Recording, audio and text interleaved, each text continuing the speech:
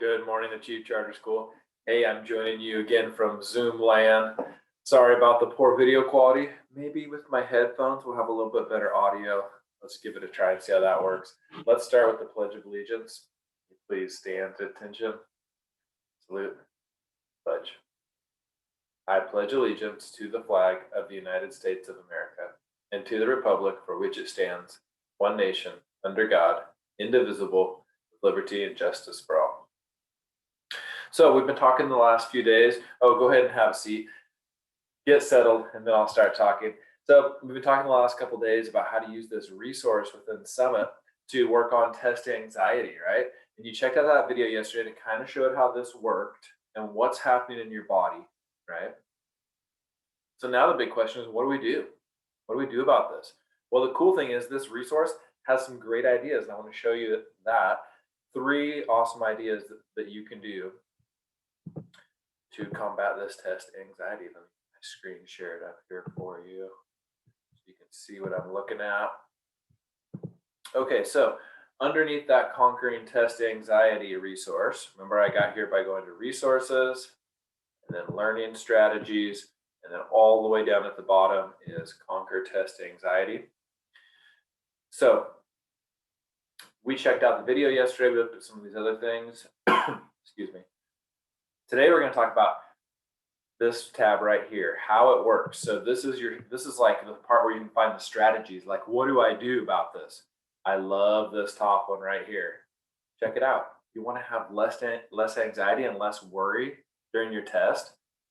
Get prepared for your test. Spend some time this morning during your discussion talking about this one. Study, study, study, right? Look at that. The best way to feel prepared is to prepare, right? That makes sense.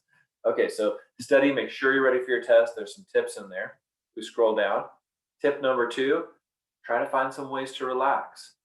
Finding ways to relax before the test starts. One of my favorite things to do was to have just a quiet moment before an important test started.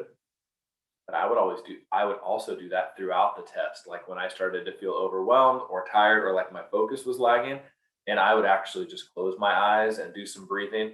No one's going to know during a test. I mean, they're all working on tests and stuff too.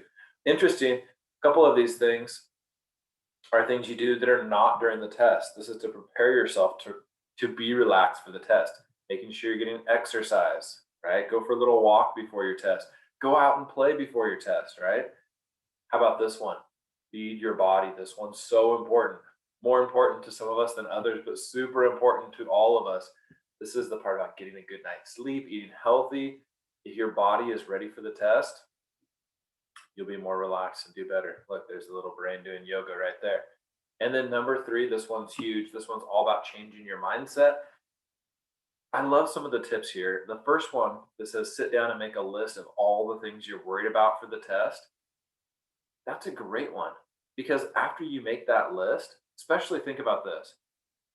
If you're thinking about a math test, there's probably some things you can do, right? But if you're thinking about like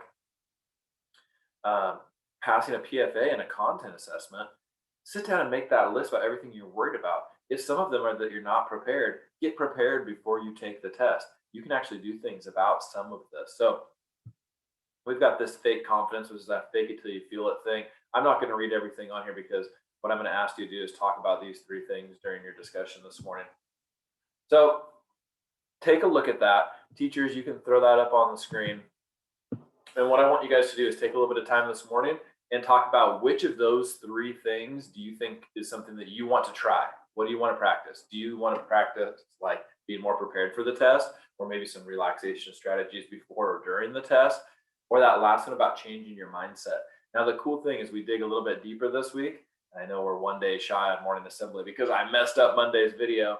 But one of the things that it talks about in this section about conquering test anxiety is that this doesn't just help you for this test. It actually does start to change your mindset. So you go into future tests with less anxiety. And if you practice these strategies long enough, you are actually going to be able to control those feelings during tests. And if you're like, I don't know, Mr. Wright, I seem to get way more worried than other people. Okay, then spend some more time figuring out how to do this.